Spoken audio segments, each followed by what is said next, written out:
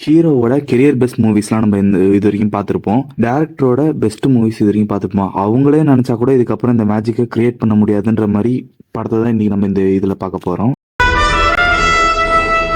இருக்காரு வெற்றிமாறன் படம் என்னதான் எல்லா படமும் நல்லா இருந்தாலும் அசுரன் ரொம்ப சூப்பராகவே இருக்கும். அதுவும் பிஜிஎம்லாம் பயங்கரமாக மிரட்டி விட்டுருப்பாரு.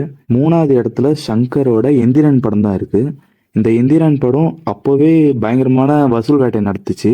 விஎஃப்எக்ஸ் அந்த அளவு பெருசா இல்லாத காலத்திலேயே அந்த விஎஃப்எக்ஸ் கிளைமேக்ஸ் சீன்லாம் பின்னி எடுத்திருப்பாரு.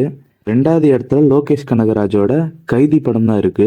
கைதி கிரியேட் பண்ண மேஜிக் எந்த படத்தாலும் இதுக்கப்புறம் கிரியேட் பண்ண முடியாது.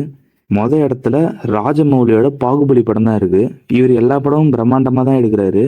ஆனால் பாகுபலியோட ஆறாவை இது வரைக்கும் எந்த படத்தாலையும் ஏற்படுத்த முடியவில்லை. சேனலை மறக்காமல் சப்ஸ்கிரைப் பண்ணிக்கோங்க, லைக் பண்ணிவிடுங்க. அப்படியே உங்களுக்கு இதோட நல்ல படம் தெரிஞ்சால் கமெண்ட் பண்ணிவிடுங்க.